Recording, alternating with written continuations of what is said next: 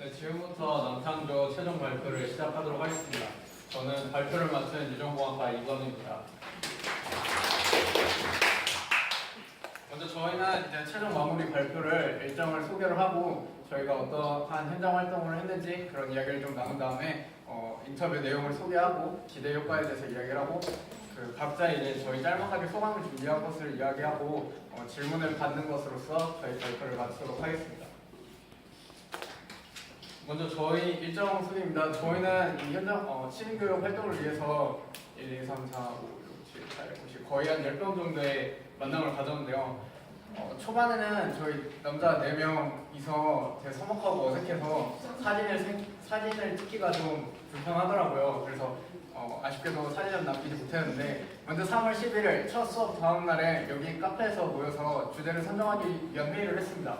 저희는 먼저 처음에 꿈나무 그 카드를 하기로 했는데 거기서 선택받지 못한 나보다 4명이었기 때문에 저희는 주제가 없었습니다. 그래서 먼저 주제를 선정하기 위해서 회의를 했고 3월 24일 처음 선정한 주제를 바꾸기로 한 후에 다시 주제 선정을 위한 회의를 했습니다.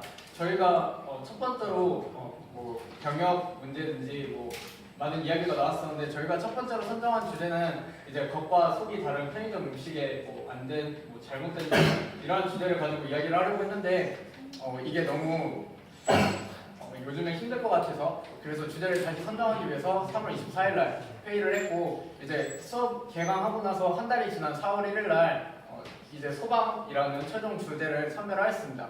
그리고 4월 11일 활동 계획을 위해서 만들어온 PPT를 확인하고 일정을 확인했다고 했는데 저희는 모이기 전에 항상 준비를 하고 모여서 만나서 그냥 후다닥 처리만 하고 딱히 뭐 없이 그냥 남자들끼리 모여서 후다닥 하고 빠이 하고 이런 식으로 진행을 했고요.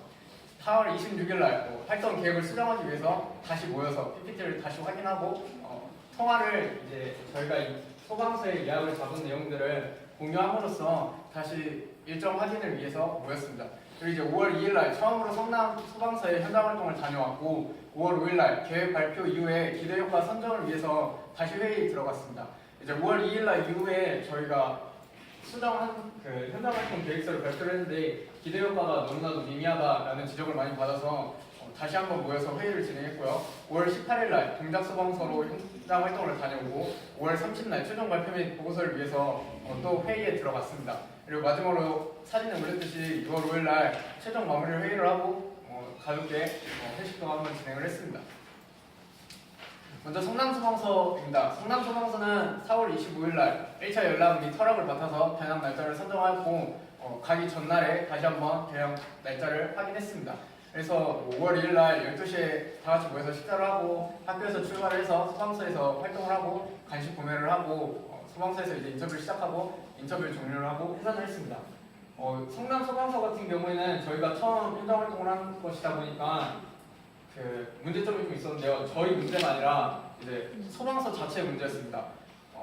소방서에서는 행정이랑 이제 현장이랑 이렇게 나눠서 활동을 하게 되는데 저희는 행정팀에 분명히 이제 홍보팀에 연락을 해서 현장 사람들과 인터뷰를 하고 현장 사람들의 활동 내역을 보고 싶습니다. 견학을 요청을 해서 흔쾌히 허락을 받고 갔는데 막상 가보니까 현장팀에서는 아무런 소식을 전해받지 못했습니다.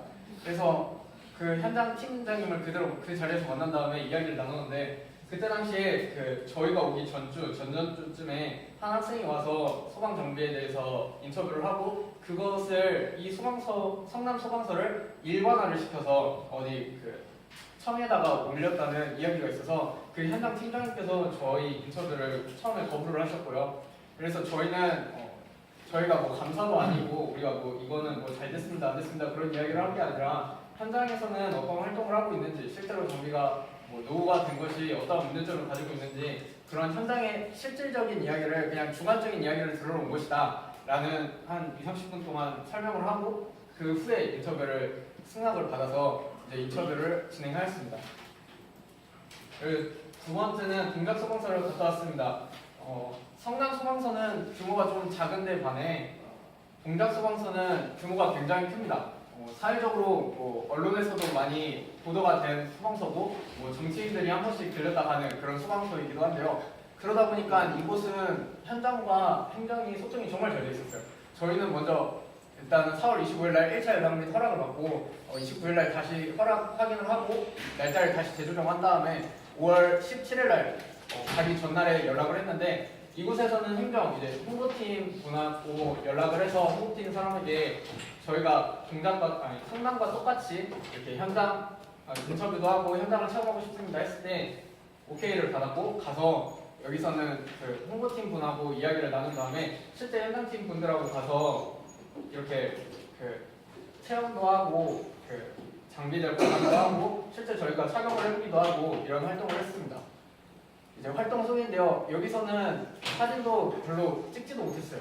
저희가 일단은 되게 눈치를 보고 쫓겨날 한국이기 때문에 그냥 인터뷰만 후다닥 하고 나올 수밖에 없어서 너무 많은 아쉬움을 가졌는데요. 그래서 두 번째 2차에서는 좀 더 확고하게 밀고 나갔고 이분들도 대학생들이 이렇게 와서 활동을 하기 위해서 왔다는 것에 대해서 되게 좋게 봐주셔서 되게 많이 도와주시고 또 이쪽 홍보팀에서도 우리 소방서는 대학생들이 이렇게 와서 체험을 한다라는 것을 알리기 위해서 저희 사진도 찍어 가셨는데요. 그 사진 파일을 달라고 했는데 아직까지 연락이 안 돼서 그 사진을 사용하지 못하고 저희끼리 찍은 사진만 이렇게 사용을 했습니다.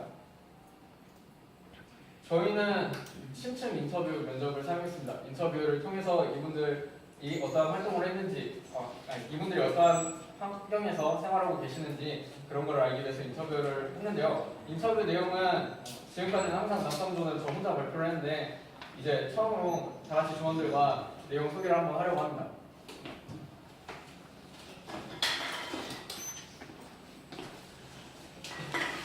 네, 다시 한번 인사드리겠습니다. 이번에는 저희가 조사한 내용과 저희 현장 활동을 하는 내용을 바탕으로 정부 관계자와 소방서의 입장에서 양쪽의 입장에서 이야기를 해보는 시간을 갖도록 하겠습니다. 저는 다시 한번 사회를 맡은 이관우이고 소방관 역할의 정상우 그리고 정부 관계자 역할의 신종근이 맡아주게 됐습니다. 먼저 첫 번째 질문입니다. 정부 관계자에게 저희는 질문하겠습니다. 2014년 11월 15일 소방방재청에서 안전처 중앙소방본부로 조직을 개편한 이유는 무엇인가요? 현재 소방방재청에서 국민안전처 중앙소방본부로 개편을 하는데 그 이유는 크게 세 가지가 있습니다. 첫 번째, 소방공무원에 대한 처우 개선이 첫 번째고요. 두 번째, 소방장비 교체를 위한 예산 확보. 그리고 마지막 세 번째는 정책 집행을 효율적으로 하기 위하여 개편을 하였습니다. 또한 소방서를 국가 조직으로 일원화한 것으로 볼 수가 있습니다. 그리고 최근에 세월호 사건이던가 아니면 아이돌 콘서트에 가서 사고들이 많이 일어났는데 그런 것에 이제 안전에 대해서 시민들, 우리 국민들이 많이 걱정을 하기 때문에 개편한 것도 없지 않아 있습니다. 마지막으로 효율적인 방면에서 빠른 사건 처리를 도움드리기 위해서 개편을 하였습니다. 네, 지금 정부 관계자께서는 효율성과 좀 더 국민들을 위해서 이렇게 했다고 하는데 그러면은 소방관에게 묻겠습니다. 국민안전처 소방본부로 조직을 개편한 후에 실제 소방관들에게 변화한 점이 무엇인가요? 사실상 수뇌부 쪽의 변화만 있었고 현장 활동을 주로 하는 저희 소방관들에게는 체감되는 와닿는 변화는 전혀 없었습니다.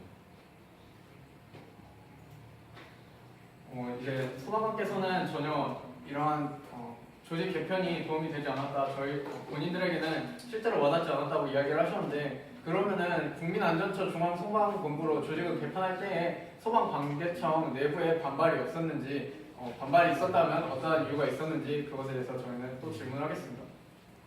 사실 개편 이전에는 하나의 청이라는 독립된 영향력을 발휘할 수 있었는데 개편 이후에는 하나의 하부 조직 밑으로 들어가기 때문에 영향력이 감소한 거에 대해서 반발이 있었습니다. 그리고 제복 공무원이라는 어떤 자기들만의 프라이드가 있는데 현장 무경험자들과 같은 행정직들의 지시를 받는 거에 대해서 되게 불만이 많았습니다. 그나마 군 출신의 본부장들이 계속 발령이 나와서 그거에 만족하는 수밖에 없었습니다. 이렇게 말씀하시다시피 실제로는 변화도 없고 사실상 이렇게 개편한 후에 소방관들이 더욱 불편함을 얻고 그리고 제복 공무원으로서 자존심에 약간의 스크래치도 났다고 이야기를 해주셨습니다. 그럼 네 번째 질문입니다. 이제 언론에서 꾸준히 소방관의 장비 교체를 이렇게 이끌고 있는데요. 이를 해결하기 위해서 어떤 해결 방안이 있을지 소방관 입장에서 이야기를 해주셨으면 합니다. 사실 소방 장비에 대해서 어떻게 이슈가 되어도 어떻게 말할 수가 없는 게 저희는 국가 바로 아래에서 지원을 받는 국가직 공무원이 아니라 국가에서 지방으로, 지방에서 소방서로 그렇게 지원이 내려오는 지방직 공무원이라서 각 지방의 특성상 장비의 질은 차이가 날 수밖에 없습니다. 그래서 비교적 재정 자립도가 높은 서울이나 경기, 수도권 같은 경우에는 장비의 질이 높지만 지방으로 갈수록 그거에 반대되는 현상이 자꾸 나타나게 됩니다. 그래서 현재 장비 문제를 해결하기 위해서는 근본적으로 소방관이 국가직 공무원으로 전환이 되어야 그 이후에 지원이 필요한 장비의 질이 개선되기에 원활할 것입니다. 지금 이제 국가직으로 지방직에서 전환을 해야 된다 이렇게 얘기를 하셨는데